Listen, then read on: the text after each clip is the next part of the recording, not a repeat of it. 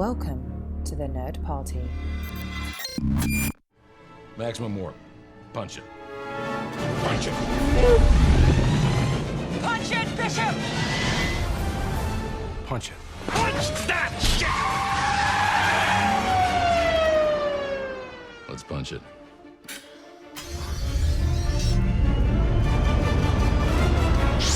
Hello, everybody at home, and welcome. This is Punch It, Writing in Star Trek, episode 100. I am your co-host, Tristan Riddell, and with me, as always, is... Charlene Schmidt.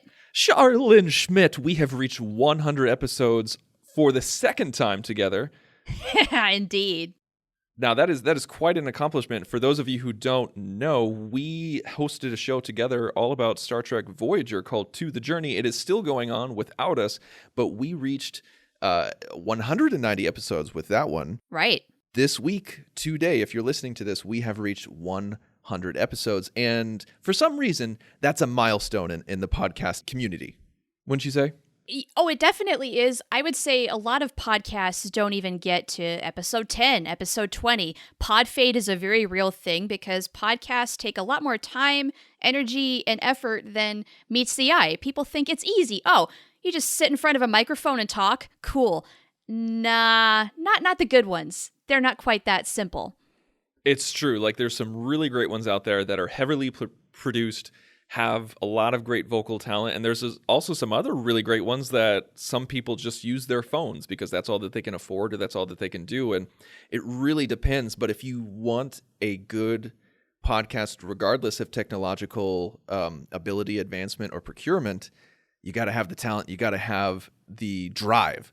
And so for us to reach, oh my gosh, so all put together, that's 290 episodes that we've done together. That is a lot of talking. We should talk about this 10 episodes from now. So once we reach 110, we should do something special again because that's our 300th episode together. Ooh. As hosts. Yes, we should. That is a massive milestone. Wow. Okay, all right. Yeah. How have you put up with me for this long and why? That I'll tell you at 110. Okay, I look forward to this. So this week, we kind of put out a call to you folks, to the audience, to listeners, to say like, hey, what should we do for our 100th episode? And we got a lot of great suggestions. We got some emails, some tweets, and a lot of them were Voyager based, which we thought was really fun because of and it seems what fitting just because that is our roots. And I think a lot of people even said, hey, get back to your roots and do some sort of epic Voyager thing, right? And that was very appealing, and we almost went with that one. Like, we were just like, oh, that's like putting on a warm blanket. You know, it's just like, it's just so much fun. We were so close, but that's not what we're doing today. What are we doing today? What we're doing today is it was actually an internal suggestion within the Nerd Party where they said, hey, you should do an epic meetup between the 24th century captains. And I could not say no. It's Picard, Sisko, and Janeway are in one story together. Yeah, so there's a little bit of inherent danger to a type of story like this. If we're going to go big and epic for 100, we'd better be thinking big and epic, but also logically and on the fly. And you and I, we're very good at thinking on our feet, but this is kind of putting us to an ultimate test because we're just going to have to amp it up that much more for 3 freaking captains. I mean, if you think about Star Trek Generations, that brings Picard and Kirk together, and some people would say that kind of flopped. It was not the best idea. It didn't work out with 2. So now we're going to do it with 3? We got our work cut out for us. And that said, I don't hate Generations, just for the record, so don't at me. Off topic, I feel like there's kind of a resurgence for the love of Generations coming back, where decades later, people are kind of saying, hey, this isn't as bad as people are saying. It doesn't, like, the rap maybe was undeserved, or maybe we were too sensitive back in the 90s. I don't know, something like that. But I've definitely noticed a little bit more of a love fest when it comes to Generations, especially around Christmas time. Certainly. Yeah, it is one of those movies that a lot of people watch around Christmas time, myself included. So with this story, it's going to be on the fly. We're going to be writing it. We're going to be calculating. We're going to be, as you know, longtime listeners will know that when we do our episodes on the fly, it's never really, we try to do as complete thoughts as we can, but we don't go like, okay, act 1, scene 1, Act 2, Scene 2, or Act 3, Scene No. 4. We don't do anything like that. It's pretty much just we have an outline. We kind of sometimes we'll jump back and forth between the acts. We'll develop something later on that should go to the beginning. So you just got to pay attention. You got to stay with us because our minds work sometimes faster than other times. So. And some stories end up being more difficult than meets the eye. And so sometimes we're working backwards and then eventually filling in the blanks. I mean, each time is a new experience. And so we're just going to have to see how this one goes. Okay, so let's go ahead and I think the best place to start is, when would this be? Would this be... Great question. Right after Nemesis? Would this be close to how far the 24th century would be progressed if it was in time today? Like, it's 2019, so I think the new Picard series is going to be around 2399, just about to get to the 25th century. Correct. Should we be around that time, or should it be before Nemesis? Should it, like, when should it be? Oh, there's good arguments for both, because one, let's say this is real and we're developing an actual project that's going to happen, because let's say the Kelvin movies, the talks have fallen apart, at least for right now, for the 4th installment. So Paramount's going to want to do another Trek movie. Well, maybe this is their answer, in which case we have actors that have aged 20-something years. I mean, Patrick Stewart, he looks the same, but that being beside the point, we have to account for just the human condition here, and our captains do not look quite the same as they did in their day when the shows were on. So if we do that, there's a part of me that wants to do 2399, but then there's another part of me that says, yeah, like just after Nemesis, just after Voyager got home, like maybe just after Janeway became an admiral is a good time. But then if we're thinking about Sisko, he's off doing things with the Prophets, right? Right. So how are we going to get him into the mix? A part of me does want to do kind of like a semi out there future that hasn't quite been explored yet. Let's split the difference here. Let's just kind of keep it a little bit vague, where it's sometime after Nemesis, but before 2399. So somewhere in between Nemesis and the Picard show, and we can kind of go from there. We can make it a little nebulous and just kind of set up where people are generally, and then that way let's not get tied down by too many details. So that sounds good. With that in mind, so it's going to be post Nemesis, but before the Picard show. Here's the critical event. What gets them together? We should start with the biggest concept and kind of work our way down, I think. Agreed. I think the first thing we have to determine is what sort of event is going to bring these three people in particular together, aside from being Starfleet officers and maybe even being just humans. Mm-hmm. What do they have in common? Well, let's see. Sisko's the only one who knows how to cook. Let's see. Janeway hates to cook.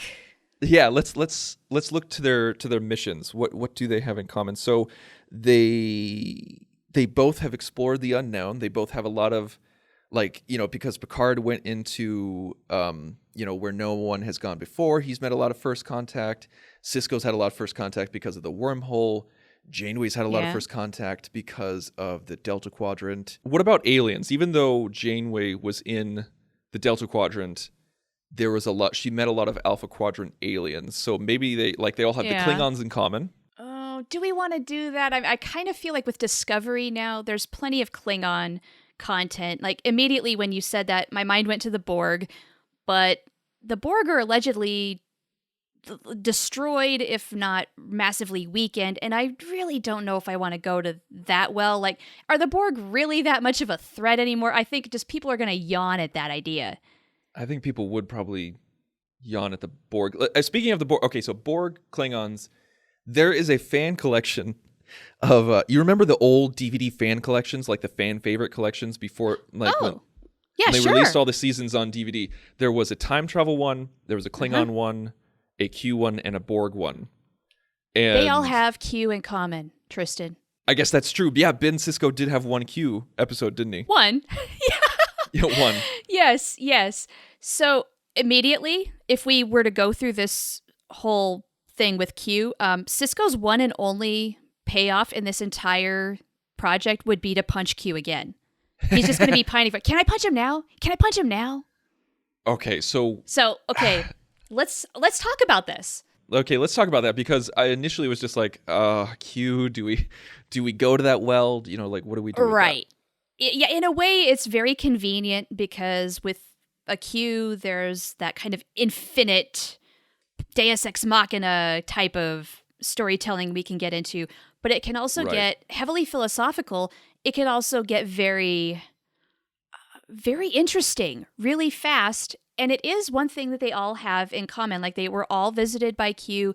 That would be a good reason why he would bring these three in particular together. I like that idea a lot because I'm a big Q fan. I feel like if this was a real story, I feel like we'd get a lot of eye rolls. It may be so just because it's Q, sure. Yeah, because it's Q, because it's the Deus Ex Machina thing. You know, it's the well. He's omnipotent. He's omniscient. It's all those things that, like, with any story, he just, you know, snaps his fingers and it's done. But Sure. I do like that idea because of like continuing the trial of all good things in some form, but bringing in those captains. Yeah, I mean, it's not necessarily about Q. I think Q would serve more as the vehicle to get our three captains working together.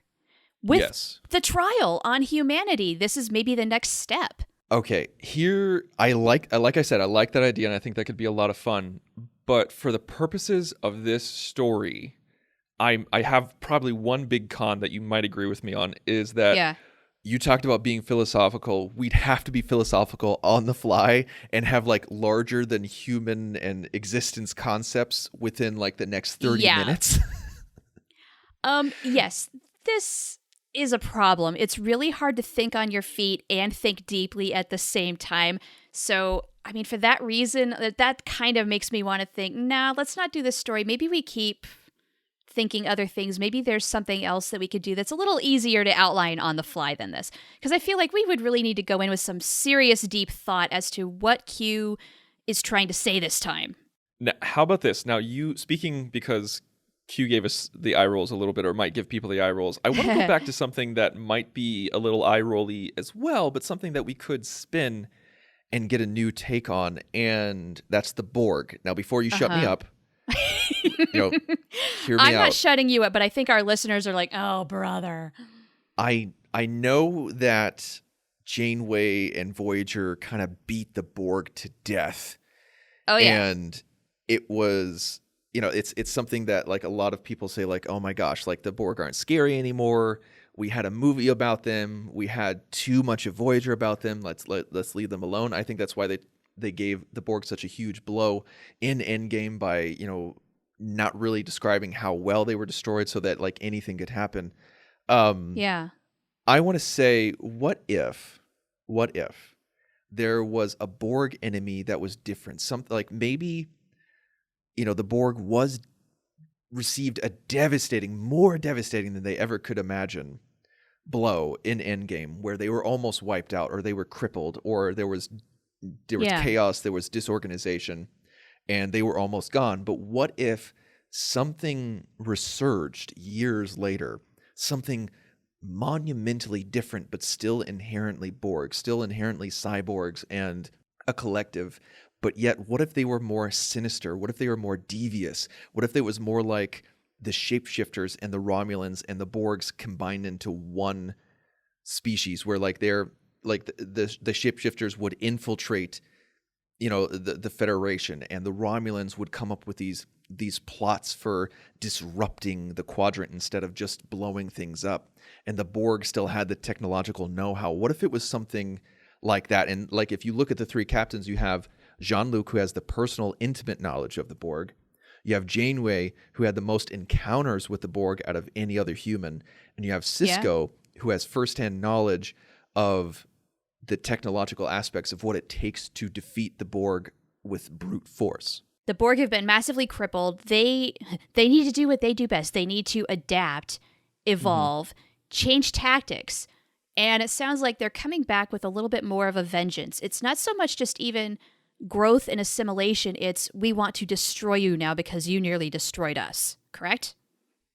Not necessarily revenge, but what you talked about, well, changing tactics, absolutely. Like they adapt, they evolve, and for like over a decade, their plans of brute force didn't work, of coercion didn't work, and time travel didn't work.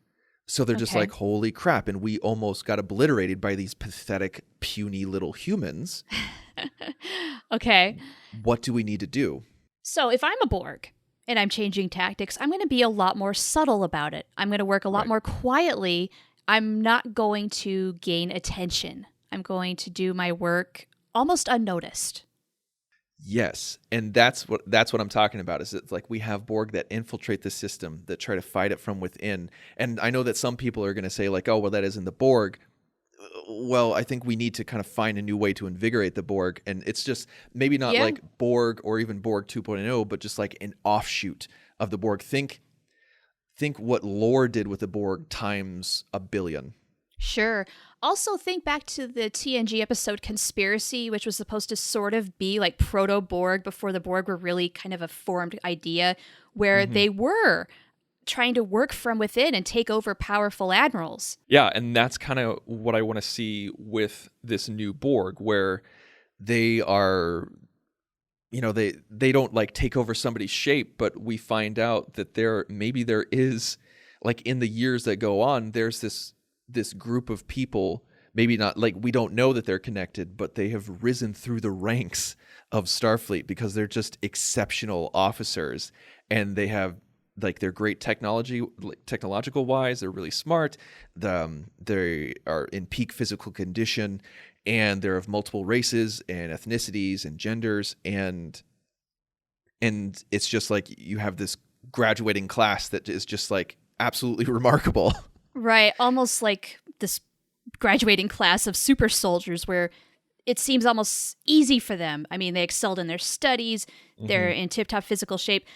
I love the idea of we find out that, like, say somebody dies, one of these, I don't know, enhanced Borg people, and come to find out when it's time to do the autopsy, there's both organic and non-organic substance, running, and nobody picked up on this until now, and they realize this technology is Borg. They no longer look Borg. They look like us. Right, they're like, but like on the inside, like somehow it fooled their sensors. They couldn't detect it. They passed physicals with flying colors, but inside they look Borg. But on the outside, they're not gray and veiny, and they don't have external implants. All of their implants are internal. Yeah, and I would love to see some catastrophic event happen where, like, what happens is that we're with maybe, I don't know, let's say Picard or Janeway or Sisko, one of the captains, and actually, let's say it's Picard where. Screw that, Janeway. They're with Janeway, and they're with Admiral Janeway, and they say this happened, and they're talking about something catastrophic where we figured out that there was 15 people in the graduating class of something, and this happened.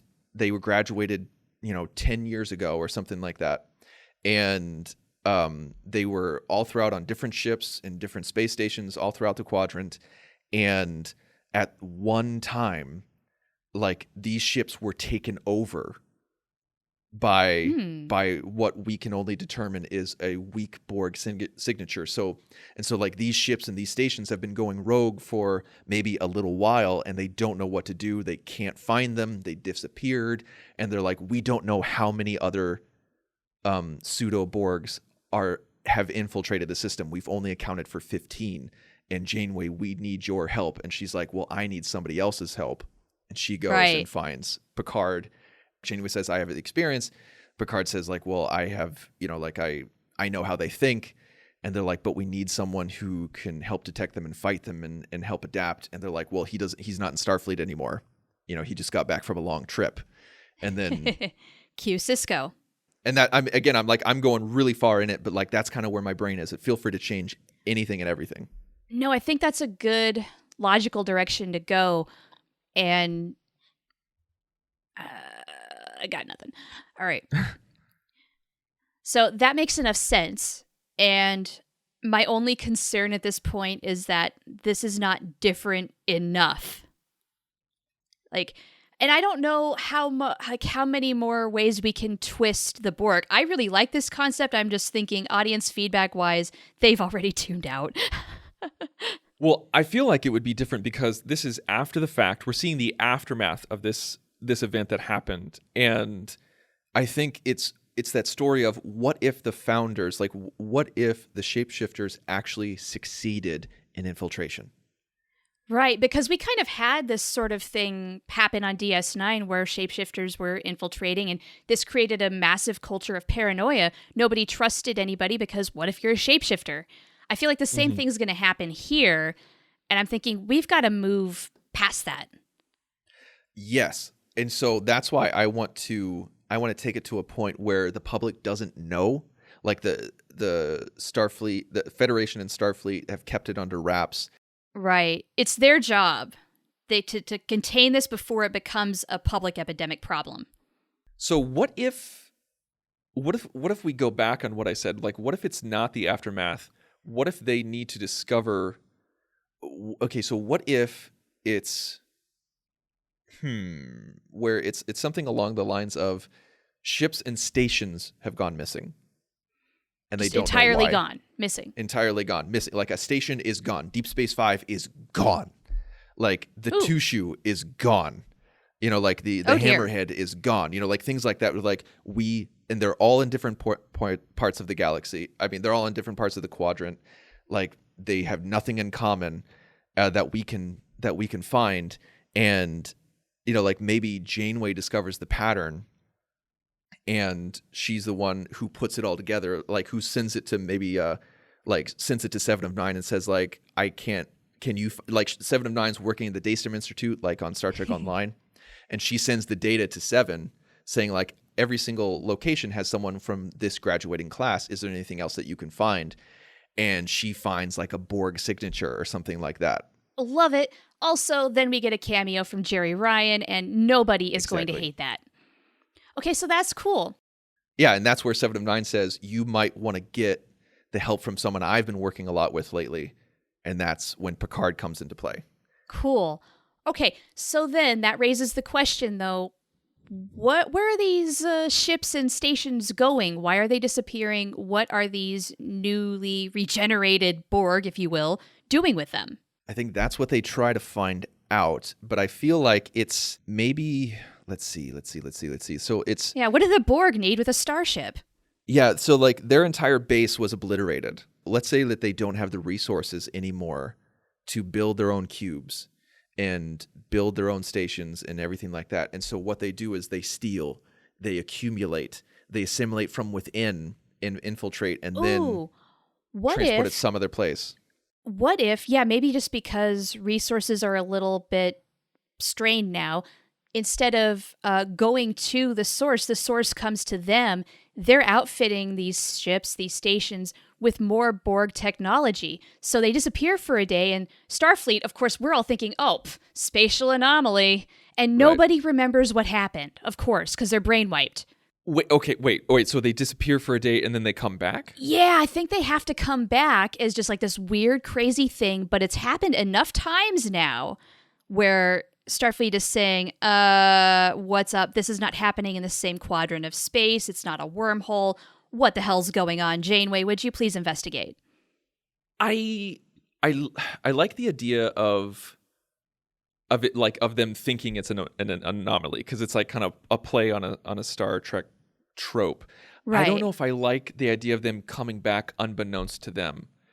I feel like because it kind of plays on the whole, like, well, if they assimilate people, do they not know it? Like, is it, I don't know. It opens up, I think it complicates it. It opens it up to too many questions beyond that.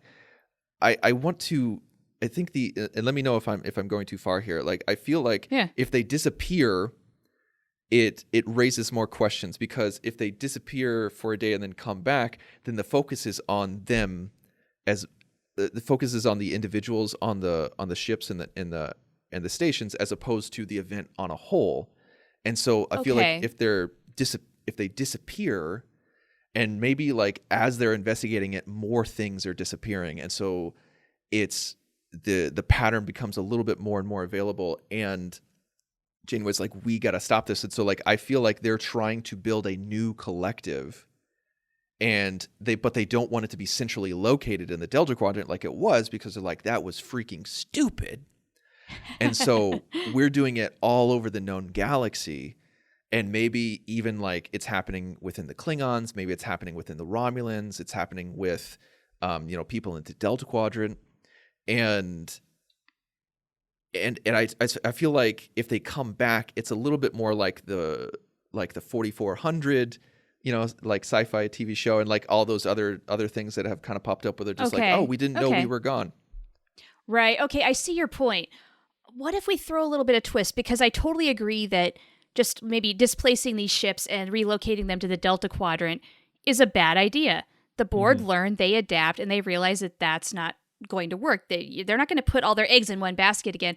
But what if, to keep things edgy, they're moving these ships, these stations, to various different locations from time to time, making them even more difficult to find? And then also, what is a Federation ship suddenly doing in Romulan space?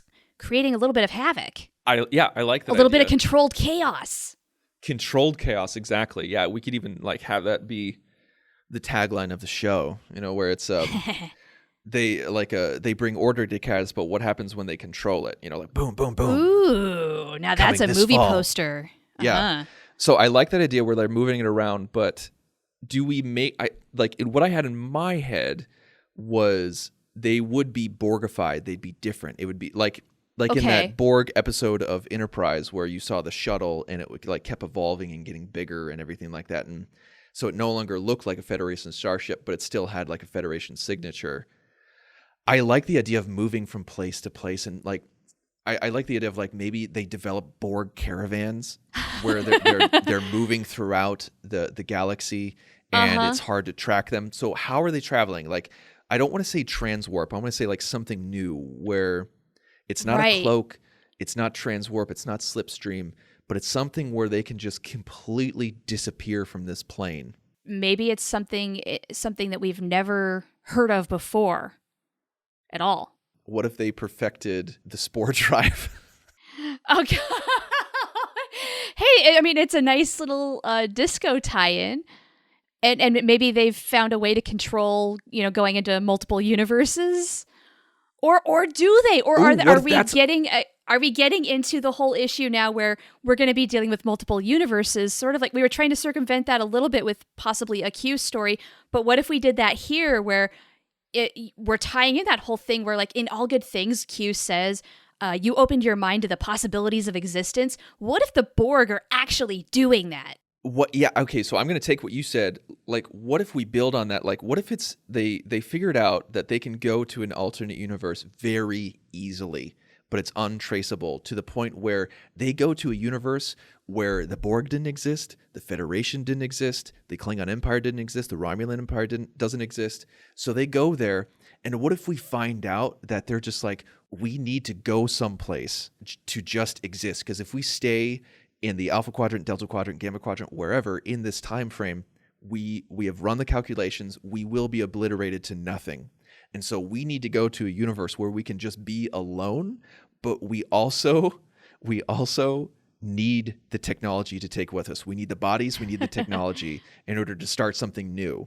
So they're just stealing incrementally from everywhere and bringing it to this other universe. Yes. Okay, I mean, that sounds like an interesting mission for the Borg, but then once they get enough, I mean, what is the point where they have enough people and resources? I mean, is this going to be a never-ending thing because they realize, okay, we're here now, we've got some stuff, and there's really nobody to conquer in this universe because none of our formidable enemies exist. What are they going to do? Well, I think it becomes an issue of slim pickings, because if everyone's smaller than you, then you can take over whatever you want. And right, that's not a challenge. Are they? But that's the thing, is that like that's what's interesting, is that they're not looking for a challenge. They're not looking for revenge. It is purely survival at this point. It is purely just to maintain their existence. And so that's where we can come at it, where we can get a little relatability to the Borg, because in the Borg, they're just like, oh, we want to, we're just like a storm, we consume and then we leave. Well, that's, that's not really interesting. Like that, I shouldn't say that's not interesting. I should say that's already been played out. So what if we give them a motivation that is very Borg-esque, but something that is also very human at the same time? Okay. Yeah, you know what? The more I think about this, the more I like it, where they really want to do at this point, these are like a very more mellowed out Borg. They just want to go live their best life. But the way that they're going about it is threatening humanity because they're taking people and things that are not theirs. Right. And so it's up to Janeway, Sisko, and Picard to stop it. Now, how do they get through, because then you're getting into the philosophical thing of, well, they're going into another universe and they're not actually harming anybody except for the people they've assimilated. Do they eventually let the Borg go off and do their thing and find a way to stop them from assimilating? I guess we have to plan that out now. I think from that perspective, I think that's a very great question. I think there's a couple of different things that you can look at where Janeway's like, well, this is just like with Species 8472, when they were invading fluidic space, that's why Species 8472 came over to our universe and tried to destroy them. I got in the way of that and ended up perpetuating the life of the Borg, and I regret it. And then you have Picard, who's just like, I had this situation with Hugh, and I thought that would help the Borg, and it didn't. And I was ordered by Admiralty, if the next chance I had to destroy the Borg is, I should absolutely take it. And then Sisko's like, this is effing ridiculous. The Borg let me punch him. Yeah, like Borg is a huge threat. We cannot let them assimilate this universe or any other universe. Oh, I like it. So basically, they all have the same goal, but for different reasons. And maybe there is hesitation. Maybe there is hesitation. Like once they actually need to pull the proverbial trigger, they're just like, we're Starfleet officers. We can't commit genocide. What if one of the three is just like, no, and then hits the button? Ooh, who will it be? That's got to be the big twist. I have a feeling it's got to be Sisko. And then we have to have that debriefing where he's got a nice, long monologue explanation. I think that would be really interesting. Like if the three of them are on a bridge of something, and like there's that moral quandary with the three of them just kind of talking back and forth, and like somebody saying, we don't have the time to discuss this. This needs to happen. And then all of a sudden, like they say, like, we can't make a decision. And then the camera is outside the view screen, and then we see the explosions, we see the whatever, and all three of them just kind of look at each other like, who did it? And the audience doesn't know. The audience has no idea which of the three did it. And was it one of the three, or was it somebody else? And we go to the debrief. We see an impassioned speech from whether I want to say Sisko. Like I like the idea where just like Sisko is just yelly Sisko saying it needed to happen.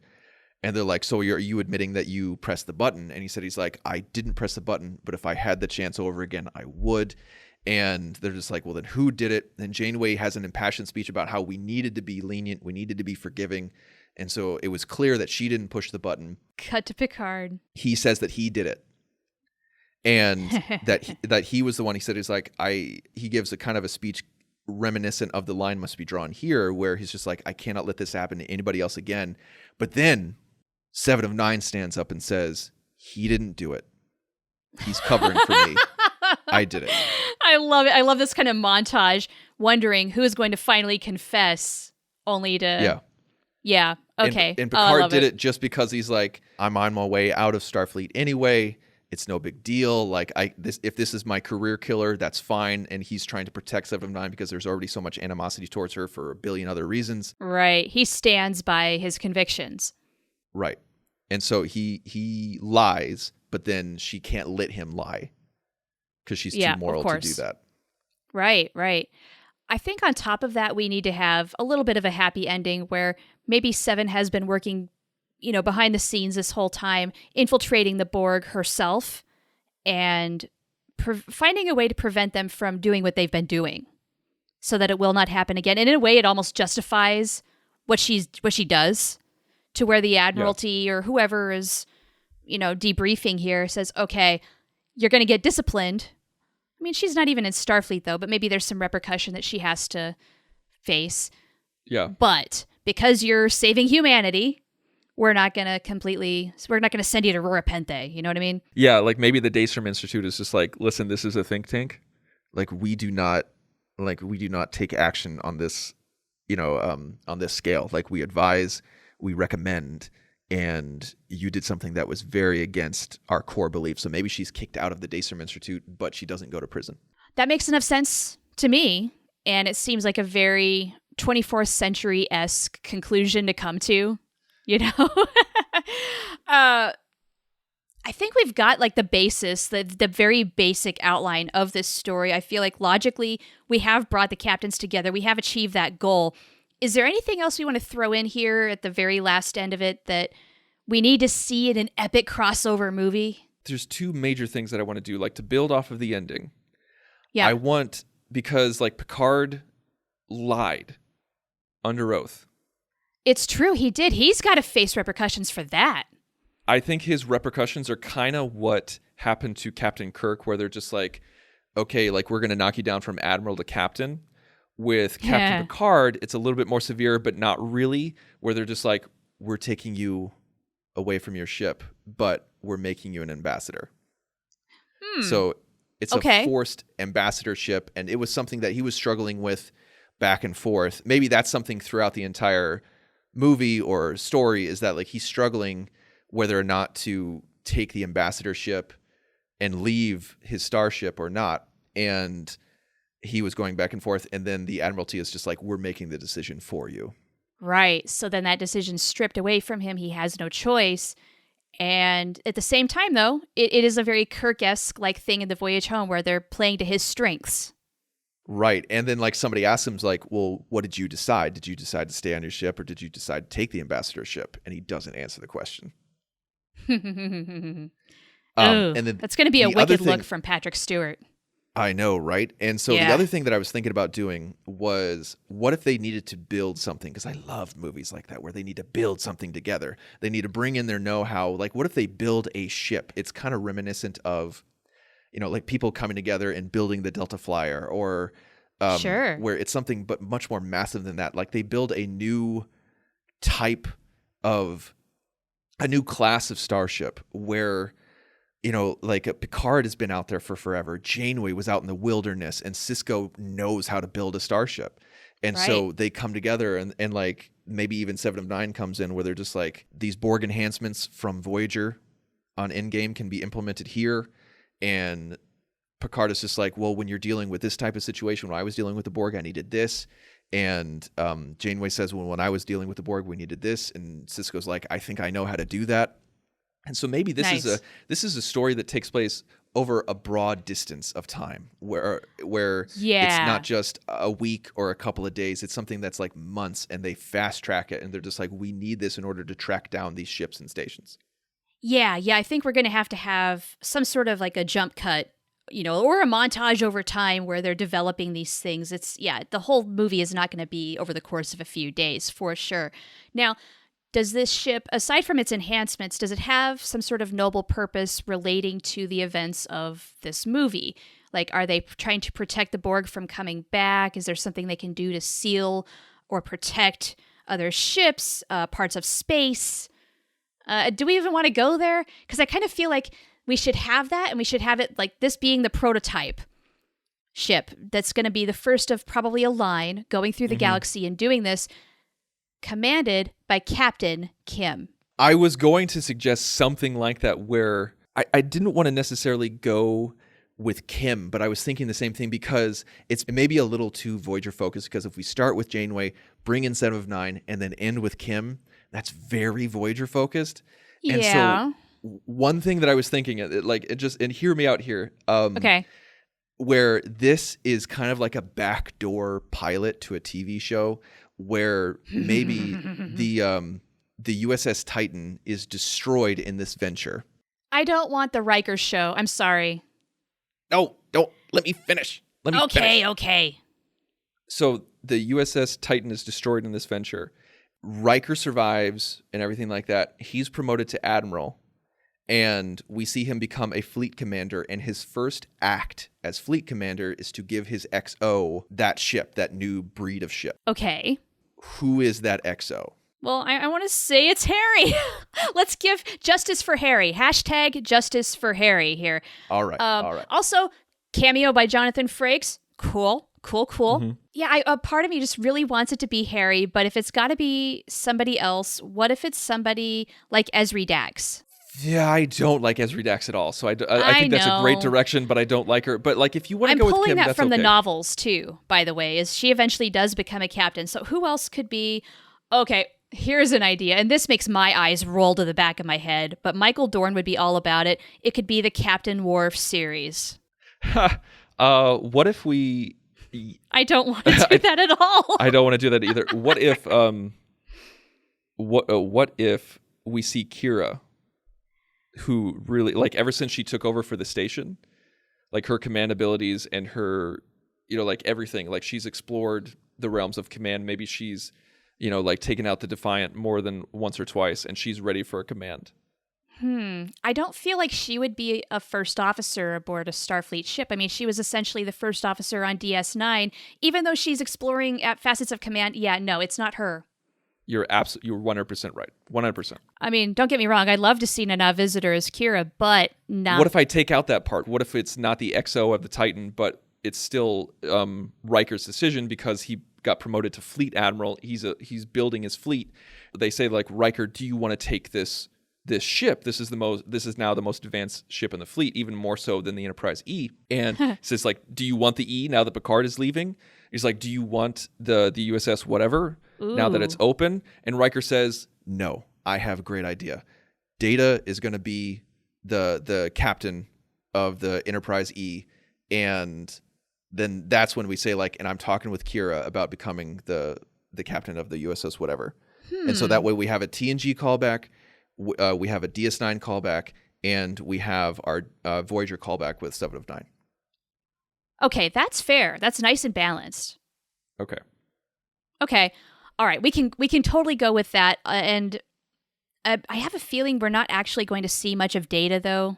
Brent Spiner, I don't think, has any interest in being Data. We're going to maybe have to Forrest Gump that footage, but that's okay. Like, it's going to be one shot of him in the command seat. Right. And this is the B4 Data. This is the B4 version of Data where his memories have come back. Yeah. Okay, but Captain Kira, possible backdoor pilot, yes, please. Yes, backdoor pilot to the adventures of Captain Kira, who is now full-time in Starfleet. And and then maybe she runs into the USS Enterprise E every once in a while, and then it's a nice setup for an ambassadorship of the Picard show, something like that. Maybe so. We'll find out soon enough later this year if our idea has any weight into how the Picard show goes. Absolutely. Now, as we're recording this, new Star Trek Discovery this week. Are you psyched? Yeah, I'm worried like everybody about oversaturation, but I'm going to ride the wave. I'm going to ride the wave of excitement. Yeah, I am getting a little concerned with all of these different shows that they're developing that we're going to kill Star Trek with development and series. Even if it's a few episodes here, a few episodes there, I'm thrilled that they're doing the work and they're going to, I'm hoping, produce good quality Star Trek content. I don't want them to kill the franchise again. I'm sure they're taking steps to keep, to keep it alive. But I'm cautiously optimistic, just like everybody else. I am looking forward to Discovery Season 2. I think there's a lot of great stuff to look forward to. Should be fun. I think it'll be great, and I'm really looking forward to everything that they have to offer to kind of judge for myself and try not to prejudge as much as possible. But what we'd like to hear from you guys is, what do you think of our little movie, our little story, and also, what would you call the ship? Because I don't think the USS whatever really stands the test of time. So, everyone, please write in and let us know. You can find us on social media. You can find us on Facebook, on Twitter. You can email us by going to thenerdparty.com/contact. Select Punch It from the drop-down menu. Fill out the form. It'll send us an email. You can also find us personally on Twitter. You can find me at the Insane Robin. You can find me at Oh the Profanity. And next week is going to be episode 101. And no matter what we do, we're going to punch it. Ready for warp, sir. Let's punch it.